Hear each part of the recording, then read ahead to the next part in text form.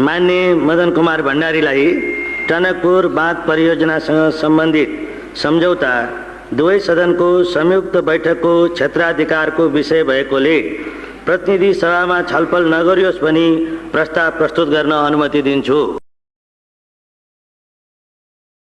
सम्माननीय सभामुख महोदय,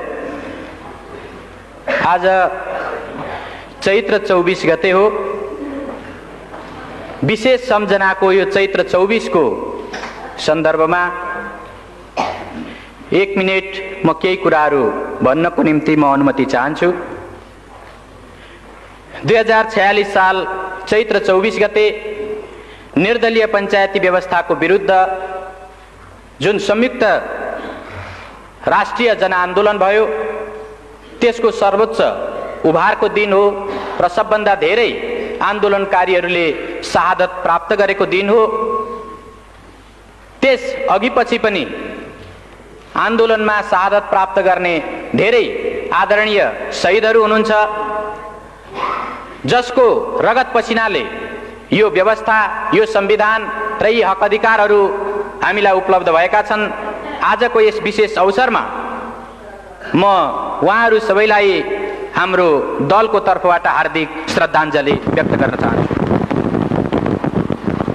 सभामुख महोदय, यो संयोगको कुरा हो कि आज चैत्र 24 गतेकै दिन हामी संविधानको सर्वाधिक महत्त्वपूर्ण प्रावधानसँग सम्बन्धित सवालमा श्री 5 को सरकारले गरेका काम क्रियाकलापहरू माथि टिप्पणी गर्न र तिनीहरू संविधान सम्मत छन् कि छैनन्, नियम कानुन सम्मत छन् कि छैनन्, राष्ट्रको हितलाई तिनीहरूले प्रतिनिधित्व गर्छन् कि गर्दैनन्, अथवा तिनीहरूले राष्ट्रको अहित गरेका छन् भन्ने कुरा अभिव्यक्त गर्नको निम्ति आज यो सेसनमा, यो अवसरमा चर्चा गरिरहेका छौँ। सभामुख महोदय, अहिले भर्खरै माननीय जलस्रोत राज्य मन्त्रीले टनकपुर परियोजना सम्बन्धी सम्झौताको जुन प्रस्ताव प्रस्तुत गर्नुभयो, त्यस सम्बन्धमा हाम्रो दलको तर्फबाट, प्रतिपक्षको तर्फबाट त्यो सम्झौताको बारेमा, त्यो प्रस्तावको बारेमा, त्यसमा भएका विषयवस्तुहरूको बारेमा हाम्रो आपत्ति, हाम्रो विरोध र यो प्रस्तावलाई प्रतिनिधि सभामा प्रस्तुत गर्नु संविधान सम्मत हुँदैन, नियम कानुन सम्मत हुँदैन र यसलाई यहाँ प्रस्तुत गर्ने र छलफल गर्ने कुरा संविधान र नियम कानुनको उल्लङ्घन गर्ने कुरा हो। त्यसो हुँदा यसलाई यहाँ प्रस्तुत नगरियोस्, यसलाई यहाँ छलफल नगरियोस् भन्नको निम्ति आफ्नो प्रतिवादको बारेमा म 1-2 शब्द अगाडि भन्न चाहन्छु।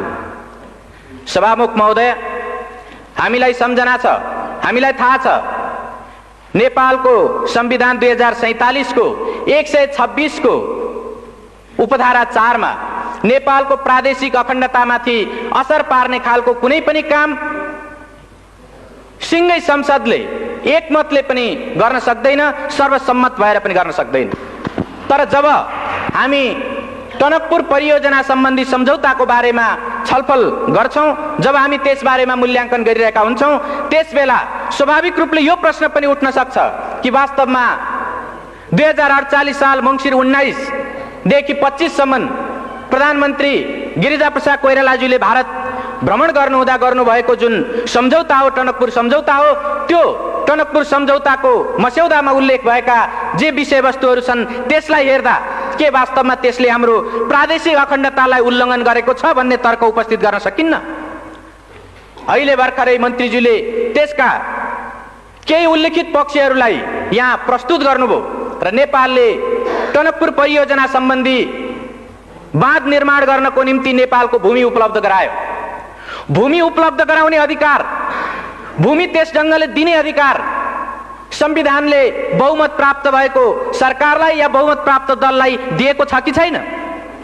सभामुख महोदय, हामी संविधानको प्रावधानलाई हेरेर, सम्बन्धित ऐन कानुनहरूलाई हेरेर र अरू कुनै नियमावलीहरूलाई हेरेर पनि हामी भन्न सक्छौं मुलुकको कुनै पनि त्यस्तो व्यक्ति वा निकाय छैन जसले यो मुलुकको 2.9 हेक्टर मात्रै होइन, 1 इन्ची जमिन मात्रै पनि कुनै अर्को वैदेशिक राष्ट्रलाई दिन पाउँदैन र त्यो ढङ्गले दिने कुनै प्रावधान छैन।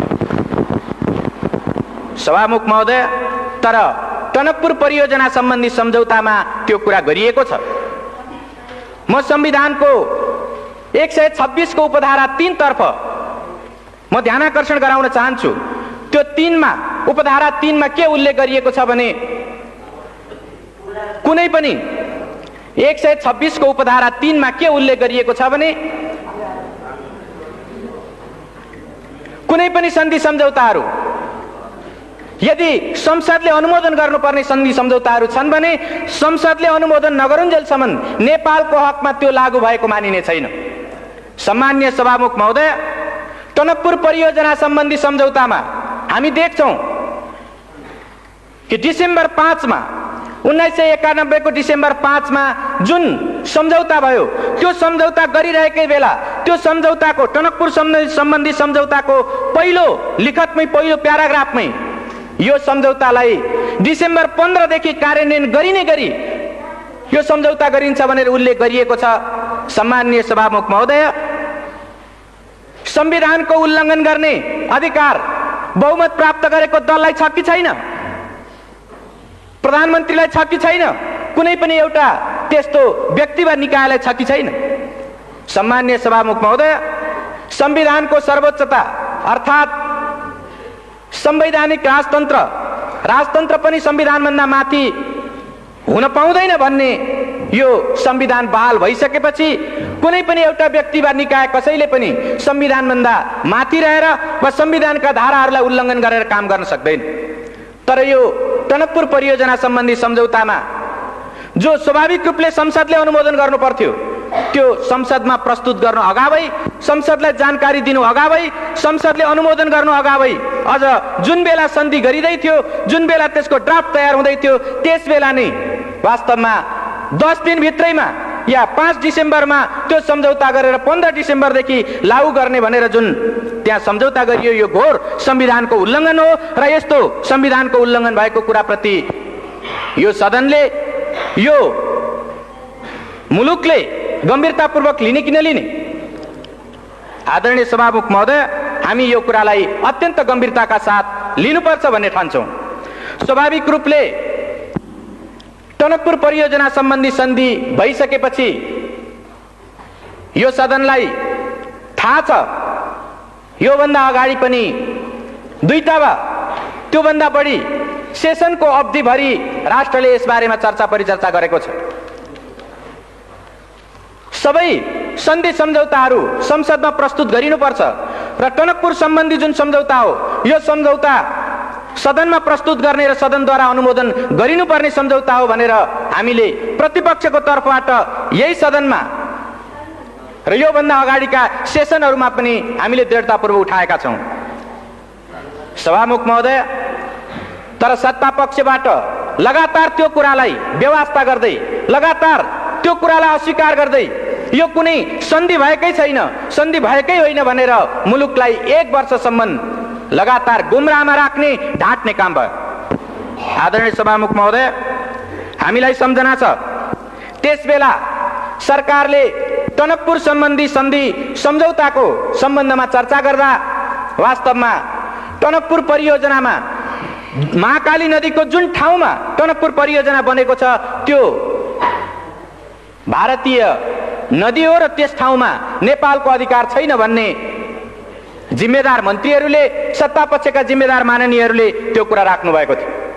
त्यति मात्रै होइन, स्वाभाविक रूपले त्यसको जुन अभिन्न अङ्गको रूपमा रहेको बायाँ तटबन्ध हो त्यो बायाँ तटबन्धमा प्रयोग भएको नेपाली भूभाग त्यो टनकपुर परियोजनाको अभिन्न अङ्गको रूपमा होइन, त्यो त केवल नेपालतर्फ आउने बाढीलाई रोक्नको निम्ति मात्रै प्रयोग भएको भनेर बनाइएको भनेर श्री 5 को सरकारले उल्लेख गरेको थियो। त्यस ढङ्गले जिम्मेदार मन्त्रीहरूले राख्नु भएको थियो। सम्माननीय सभामुख महोदय, प्राकृतिक स्रोतको उपयोगको बाँडफाँड भएको छैन, त्यसबाट मुलुकको कुनै अहित भएको छैन, बरु भारतले शुभेच्छा स्वरूप पानी र बिजुली नेपाललाई प्रदान गरेको छ भन्ने यस किसिमले सत्ता पक्षबाट जुन कुरा उल्लेख गरिएको थियो हामीलाई सम्झना छ। त्यो गलत हो। श्री 5 को सरकारले गरेका ती कुराहरू गलत छन्, जनतालाई गुमराहमा पार्ने खालका छन्, राष्ट्रको हितलाई हानि पुर्याउने खालका छन्, आघात पार्ने खालका छन्, संविधानलाई मिच्ने खालका छन् भनेर मुलुकले 1 वर्षसम्म लगातार सदनभित्र र बाहिर समेत चर्चा परिचर्चा चलायो र त्यसै सन्दर्भमा राष्ट्रको हितलाई, संविधानको मर्यादालाई र ऐन कानुनको मर्यादालाई पालन गर्नुपर्छ भन्ने सन्दर्भमा मुलुकले अभियान चलाउँदा धेरै होनहार नागरिकहरूको, धेरै त्यस्ता देशभक्तहरूको जीवन पनि गएको छ, धेरैले बलिदान पनि दिनु परेको छ। चाहे त्यो 48 साल चैत्र 24 गतेको घटनाको कुरा होस्, चाहे त्यो कावासोतीको भारतीय प्रधानमन्त्री नेपालमा आइरहेको बेला एउटा ज्ञापन पत्र दिनको निम्ति स्वयं टनकपुरको छेउबाट आएको जुन एउटा ज्ञापन पत्र दिने दल थियो, त्यो दलमाथि नवलपरासीको कावासोती भन्ने ठाउँमा जुन गोलीकाण्ड भयो, यस खालका घटनाहरूबाट मुलुकले धेरै आहत हुनु परेको छ। मुलुकमा यो टनकपुर परियोजना सम्बन्धी सवालमा, यसको प्रकृति निर्धारण गर्ने सवालमा सरकारले जनता र राष्ट्रलाई गुमराह गर्न खोजेको कुराको विरुद्ध देशभक्तहरूले आवाज उठाउँदाखेरि धेरै रगत बगाउनु परेको छ। हामी ती कुराहरूलाई बिर्सन सक्दैनौँ। स्वाभाविक रूपले टनकपुर परियोजना सम्बन्धी सम्झौता भएको 11 महिनापछि जब भारतका प्रधानमन्त्री नेपालको भ्रमणमा आउनुभयो, त्यसबेला केही स्पष्टीकरणहरू थपिए। म यहाँ यो सम्झना गर्नु वाञ्छनीय ठान्छु। त्यो के हो भने, जब भारतका प्रधानमन्त्री यहाँ आउनुभयो र नेपालको प्रधानमन्त्रीसँग जब वार्ता भयो, त्यसको विज्ञप्तिमा उल्लेख गरिएको छ कि त्यो टनकपुर बाँध परियोजनामा प्रयोग भएको जुन नेपाली भूमि छ, त्यो नेपाली भूमिको सार्वभौमिकता नेपालकै रहिरहनेछ, अर्थात् नेपालकै त्यो हुनेछ भन्ने कुरा स्पष्टीकरण थपियो। म यसबाट के प्रश्न उठाउन चाहन्छु भने, यदि त्यो 91 को डिसेम्बर 5 को जुन सम्झौताको जुन ड्राफ्ट हो, यदि त्यसबेला नै त्यो कुरा मानिएको भए, त्यो कुरा भएको भए पछि किन स्पष्टीकरण थप्नु पर्थ्यो? अनि जब नेपालको कुनै भूभागको बारेमा अर्को कुनै राष्ट्रको एउटा जिम्मेदार व्यक्तिले आएर यसको सार्वभौमिकता तपाईकै हातमा छ भनेर नभनिदिउन्जेलसम्म सरकारले बोल्न नसक्ने वा त्यस्तो भन्न नसक्ने, मान्न नसक्ने यो जुन स्थिति देखा पर्यो, के यो एउटा बहुत दुःखदायी, बहुत एउटा हानिकारक खालको कुरा होइन र?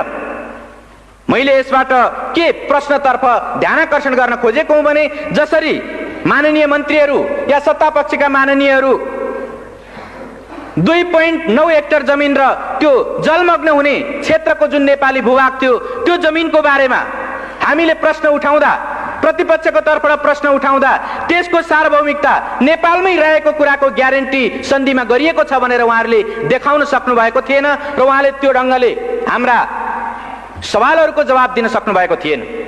यसबाट यो जाहेर हुन्छ कि मैले सुरुमा नि जुन 126 को उपधारा 4 को जुन प्रश्न मैले यहाँ संविधानको 126 उपधारा 4 को जुन प्रश्न मैले उठाएँ, वास्तवमा त्यसबेला संविधानको भावना विपरीत नेपालको प्रादेशिक अखण्डतामा आँच आउन सक्ने गरी जमिन उपलब्ध गराइएको थियो र त्यो ढङ्गको गल्तीलाई पछि भारतीय प्रधानमन्त्री नेपालमा आएको बेलामा त्यसलाई सच्याउने प्रयत्न गरियो। त्यो स्पष्टीकरणको त्यति मात्रै अर्थ हो र यसबाट यो प्रश्न उठाउन सकिन्छ कि यो सरकारले प्रादेशिक अखण्डतामा आँच आउने खालको, त्यस ढङ्गको प्रश्न उठ्न सक्ने खालको काम गरेर एउटा राष्ट्रघात गरेको थियो। सामान्य सभामुख महोदय, हामीलाई सम्झना छ, मङ्सिर 30 गते, विगत मङ्सिर 30 गते सर्वोच्च अदालतले जब फैसला सुनायो, त्यसबेला हामी त्यो फैसलामा देख्न सक्छौँ श्री 5 को सरकारले जतिसुकै पारदर्शी ढङ्गले काम गरिरहेको छु भने पनि श्री 5 को सरकारले जनताको सुसूचित हुने हकलाई संरक्षण गरेको छु भनेर भनेको भए पनि टनकपुर बाँध सम्बन्धी यो सम्झौताको सन्दर्भमा उनले सांसदहरूलाई संसदभित्र र बाहिर जनतालाई जानकारीमा दिएका कुराहरू शिर न पुच्छरका कुराहरू थिए, शिर पुच्छर बिनाका कुराहरू थिए भनेर उनले फैसलामा उल्लेख गरेको छ। मैले यो यस कारणले उल्लेख गरिरहेको छु कि वास्तवमा सर्वोच्च अदालतले स्वयं प्रधानमन्त्रीज्यूलाई, जलस्रोत राज्य मन्त्रीज्यूलाई र अरू सरकारवाला व्यक्तित्वहरूलाई जब उसले बुझ्न चाह्यो, उहाँहरूले लिखित रूपमा जाहेर गर्नुभएका, अदालतलाई लिखित रूपमा उहाँहरूले दिनुभएका बयानबाट यो जाहेर हुन्छ कि उहाँहरूले त्यसबेला पनि प्राकृतिक स्रोतको उपयोगको बाँडफाँड भएको छैन, जनताको सुसूचित हुने अधिकारको हनन गरिएको छैन। यो बायाँ तटबन्ध भनेको त्यो टनकपुर परियोजनाको अभिन्न अंग होइन र महाकाली नदीको जुन ठाउँमा टनकपुर बाँध परियोजना बनेको छ त्यो परियोजना भित्र नेपालको नदी अधिकार अर्थात् नेपालको त्यहाँ पानी सम्बन्धी अधिकार त्यस्तो छैन भनेर जुन उहाँहरूले उल्लेख गर्नुभएको थियो त्यो कुराको खिलाफमा सर्वोच्च अदालतले श्री 5 को सरकारले सुसूचित नगरेको शिर र पुच्छरको कुरा जानकारी दिएर तर उसले वास्तविक जानकारी नदिएको र प्राकृतिक स्रोतको उपयोगको बाँडफाँड भएकै हो भन्ने कुरा र देब्रे तटबन्ध टनकपुर परियोजनाको देब्रे तटबन्धमा प्रयोग भएको नेपाली जुन भूभाग छ र त्यो भूभागमा बनेको जुन बाँध छ त्यो बाँध टनकपुर परियोजनाको अभिन्न अंग हो भन्ने कुरा उसले फैसला गरेको छ। र यसबाट के प्रश्न उपस्थित हुन्छ भने श्री 5 को सरकार आफूले गरेका कामहरू जबसम्म अर्को कुनै निर्णायक महत्त्वपूर्ण सर्वोच्च निकायले जबसम्म फैसला गर्दैन तबसम्म ऊ आफ्ना गल्तीहरूलाई कुनै पनि हालतमा आत्मसमीक्षा गरेर वा अर्को कुनै प्रतिपक्ष वा देशका बुद्धिजीवीहरू वा आम जनताले उल्लेख गरे पनि ऊ कुनै सुन्ने टेर्ने र त्यसलाई समीक्षा गर्नेवाला छैन। तर जब सर्वोच्च अदालतले यो फैसला गर्यो त्यो फैसला गरे पछाडि पनि हामी यो सम्झना गर्न सक्छौं कि धेरै केही माननीय मन्त्रीज्यूहरूले त्यसपछि पनि उल्लेख गर्दा वास्तवमा त्यो त समझदारी नै भएको भनेर सन्धि भएको होइन भन्ने किसिमले फेरि पनि उहाँहरूले उल्लेख गर्नुभयो। फेरि पनि केही सत्तापक्षका माननीय सदस्यहरूले त्यस ढङ्गले उल्लेख गर्नुभयो। साँच्चै भन्ने हो भने यसो भन्न सकिन्छ सर्वोच्च अदालतको फैसलालाई पनि अपमान गर्ने खालका कुराहरू उहाँहरूले धेरै ठाउँमा उल्लेख गर्नुभएको छ। सम्माननीय सभामुख महोदय, अहिले श्री 5 को सरकारको तर्फबाट जलस्रोत राज्य मन्त्रीले प्रतिनिधि सभामा जुन सम्झौता प्रस्ताव प्रस्तुत गर्नुभएको छ र जुन मूल्याङ्कनको हवाला दिँदै उहाँले यो प्रस्ताव राख्नु भएको छ म के उल्लेख गर्न म के भन्न चाहन्छु भने श्री 5 को सरकार संविधान ऐन कानून राष्ट्र र जनताको हितमा व्यवस्थाको हितमा नहुने खालका आफ्ना क्रियाकलापहरूलाई सकेसम्म ढाकछोप गर्न चाहन्छ र हामीलाई यो सम्झना छ कि बितेको 1 वर्षसम्म यो सन्धि नै होइन भनेर उत्तिकै दृढताका साथ प्रधानमन्त्री लगायत सबै माननीय मन्त्रीहरू र सत्तापक्षका सांसदहरू यो उल्लेख गरिरहनु भएको थियो। अहिले सर्वोच्च अदालतले फैसला सुनाइसकेपछि यो सन्धि हो र यसलाई संसदमा लगेर अनुमोदन गराउने सर्वोच्च अदालतको आदेश छ। हामी संसदको सर्वोपरिताको संसदको सम्मानको हामी आदर कदर गर्छौं र सर्वोच्च अदालतको फैसलालाई हामी सम्मान गर्छौं भनेर उहाँहरू धेरै व्याख्या विश्लेषण गरिरहनु भएको छ। तर के सम्झना गर्न सकिन्छ भने जुन बेला प्रतिपक्षको तर्फबाट यस्ता सन्धि सम्झौताहरूलाई सदनमा प्रस्तुत गर्नुपर्छ भनेर माग राखिएको थियो त्यसबेला उहाँहरूले त्यसलाई ठाडै अस्वीकार गर्दै आउनुभयो र अहिले पनि जबकि यो टनकपुर परियोजना सम्बन्धी सम्झौता दीर्घकालीन प्रकृतिको छ, त्यो व्यापक प्रकृतिको छ, त्यो महत्त्वपूर्ण छ र त्यसले स्वाभाविक रूपले दीर्घकालीन व्यापक व महत्त्वपूर्ण त्यसले प्रभाव पार्छ, त्यस्तो असर पार्छ।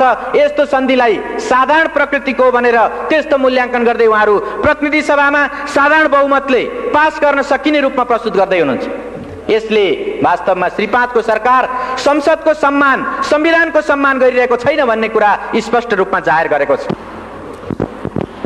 आदरणीय सभामुख महोदय, यो सर्वोच्च अदालतको फैसलालाई उल्लेख गर्दै जसरी श्री 5 को सरकारले यहाँ प्रस्ताव प्रस्तुत गरेको छ म के तर्फ ध्यानआकर्षण गर्न चाहन्छु भने सर्वोच्च अदालतको फैसला पनि कानून सम्मत ढङ्गले नै कार्यान्वित गरिनुपर्छ। अर्थात् कुनै पनि अदालतको आदेश कानून विहीन ढङ्गले कानून विपरीत ढङ्गले कार्यान्वयन हुन सक्दैन। जब सन्धिको कुरा आउँछ सन्धिलाई संविधानको 126 को उपधारा 1 ले कानून सम्मत ढङ्गले त्यसलाई अनुमोदन सम्मेलन स्वीकृति गर्ने कुराको व्यवस्था गरेको छ। सन्धिको अनुमोदन गर्ने कानून कुन हो? हामीलाई सम्झना छ नेपाल सन्धि ऐन 2047। नेपाल सन्धि ऐन 2047 नै यस्तो कानून हो जुन कानूनले सन्धि सम्झौताहरूलाई अनुमोदन गर्नको निम्ति अधिकार सृष्टि गर्छ, त्यसको एउटा निश्चित अधिकार क्षेत्रलाई त्यसले निर्धारण गर्छ। तर हामीले अहिले भर्खरै सुन्यौं यो प्रस्तावमा श्री 5 को सरकारले सन्धि ऐनको कुनै उल्लेख नगरिकन केवल संविधानको 126 धाराको उपधारा 2 को प्रतिबन्धात्मक वाक्यांशलाई प्रतिबन्धात्मक पक्षलाई उल्लेख गर्दै अनि प्रतिनिधि सभा नियमावलीको 219 का उपधाराहरूलाई उल्लेख गर्दै उसले यो प्रस्तुत गरेको छ। यसले के जाहेर गर्छ भने यो प्रतिनिधि सभा नियमावली भनेको निश्चित रूपले एउटा प्रक्रिया निर्धारण गर्ने कानुन हो। यो अधिकार सृष्टि गर्ने होइन, प्रक्रिया निर्धारण गर्ने कानुन मात्र हो।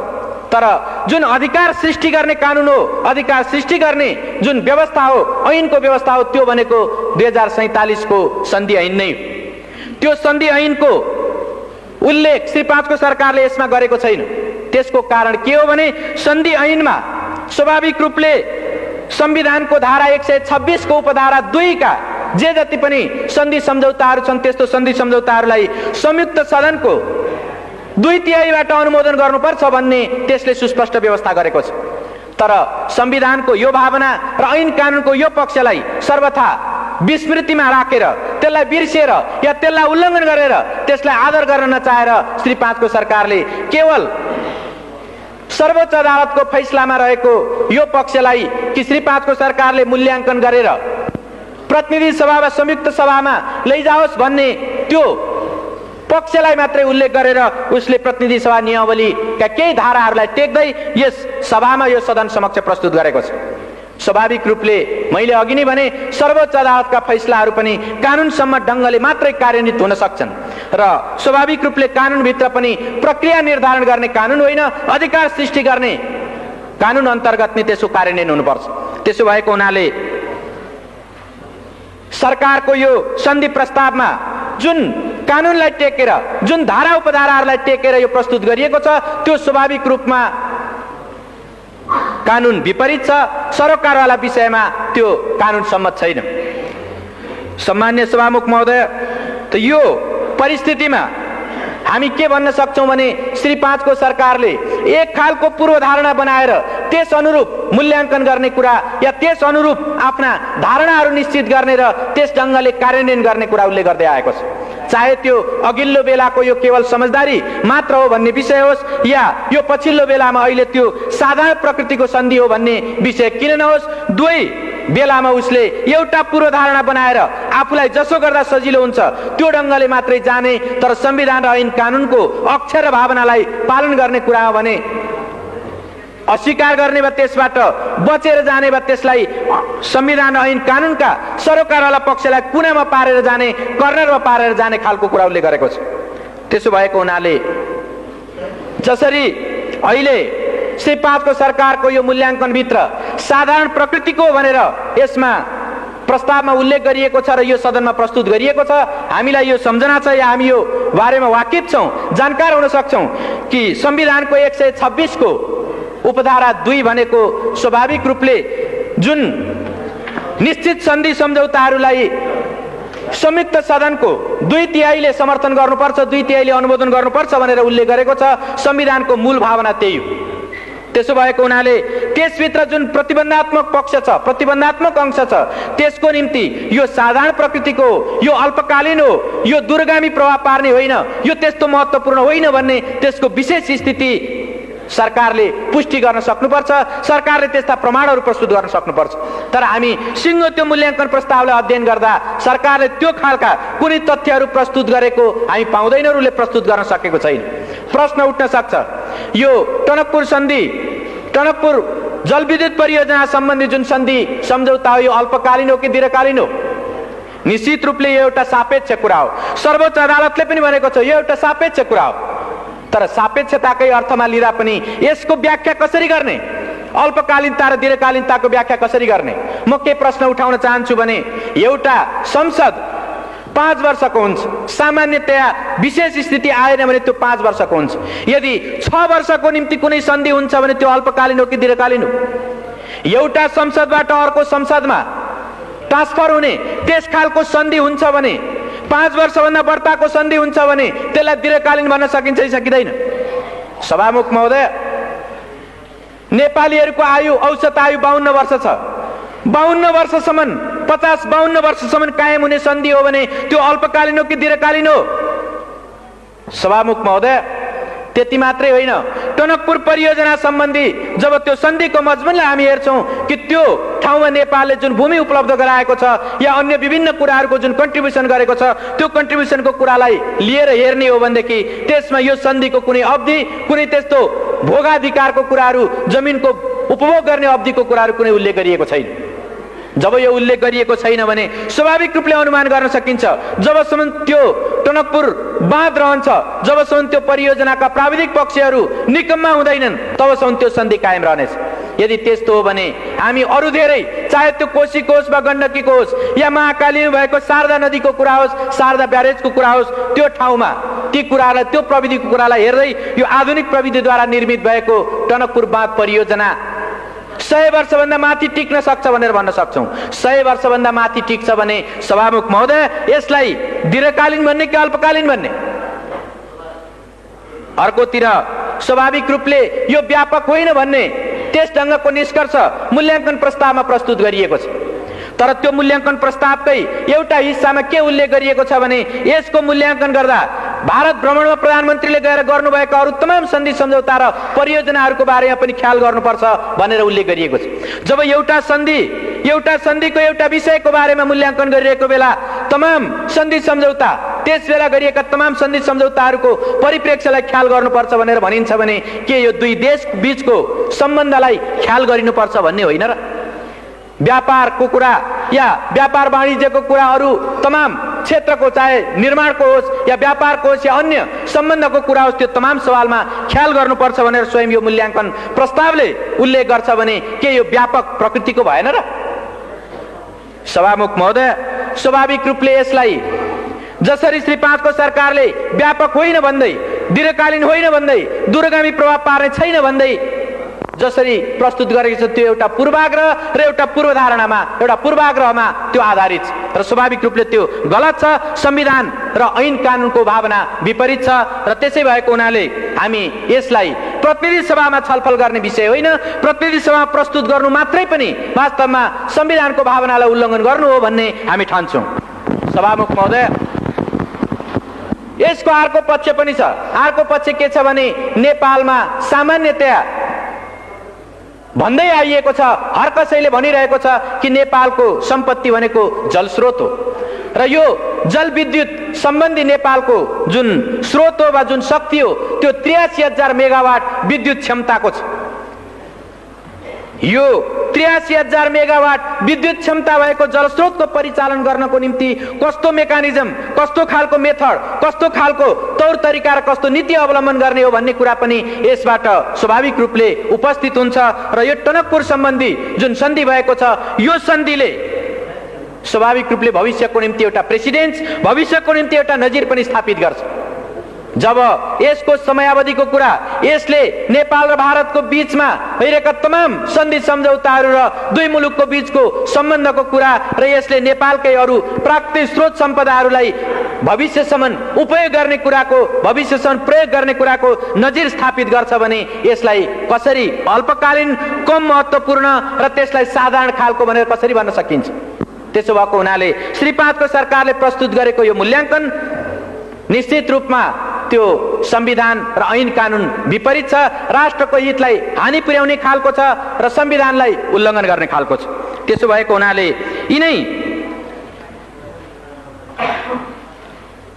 यिनै विषयहरूलाई आत्मसात गरेर, यिनै कुराहरूलाई हृदयङ्गम गरेर हामीले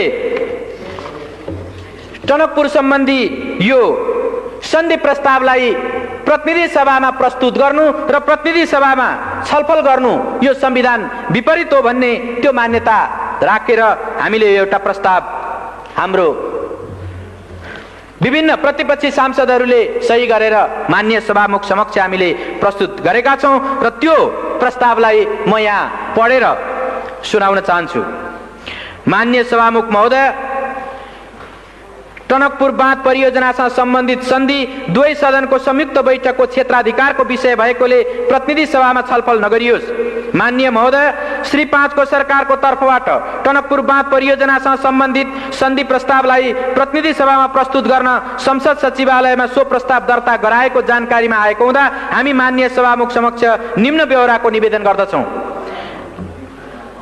नेपाल अधिराज्यको संविधान 2047 को धारा 126 को उपधारा 2 ले नेपालको प्राकृतिक सम्पदाको उपयोग र त्यसको बाँडफाँड सम्बन्धी सम्झौता संसदको दुवै सदनको संयुक्त बैठकमा उपस्थित सदस्यहरूको 2/3 बहुमतबाट अनुमोदन गराउनु पर्ने व्यवस्था गरेको छ। यो प्रष्ट संवैधानिक व्यवस्था हो। यसको अपवादको रूपमा राष्ट्रलाई गम्भीर व्यापक दीर्घकालीन असर नपर्ने प्रकृतिको सन्धि प्रतिनिधि सभाको साधारण बहुमतबाट अनुमोदन गराउने प्रावधान छ। श्री 5 को सरकारले भारत सरकारसँग गरेको टनकपुर परियोजना सम्बन्धी सन्धिबाट दीर्घकालीन गम्भीर व्यापक असर पर्ने कुरा स्वतः स्पष्ट छ। यसर्थ टनकपुर परियोजना सम्बन्धी सन्धि दुवै सदनको संयुक्त बैठकमा उपस्थित सदस्यहरूको 2/3 अनुमोदित भएपछि मात्र नेपाल अधिराज्यको हकमा लागू मानिन्छ। यसको लागि टनकपुर बाँध परियोजनासँग सम्बन्धित सन्धि प्रतिनिधि सभामा पेश हुने होइन, दुवै सदनको संयुक्त बैठकमा पेश गरिनु पर्दछ। हाम्रो संवैधानिक व्यवस्था यही हो।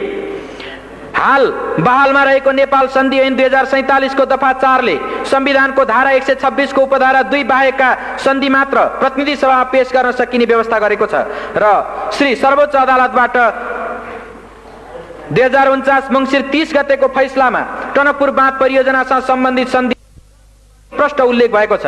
यसबाट पनि टनकपुर बाँध परियोजनासँग सम्बन्धित सन्धि प्रतिनिधि सभामा पेश हुने होइन, दुवै सदनको संयुक्त बैठकमा पेश हुने सन्धि हो भन्ने प्रष्ट हुन्छ।